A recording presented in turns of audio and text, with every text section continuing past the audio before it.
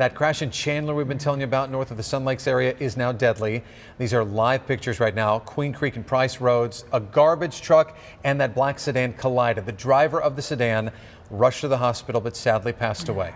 Police will be investigating there for several hours right now. Queen Creek eastbound closed, northbound Price closed off right now. So heads up on that restriction. Also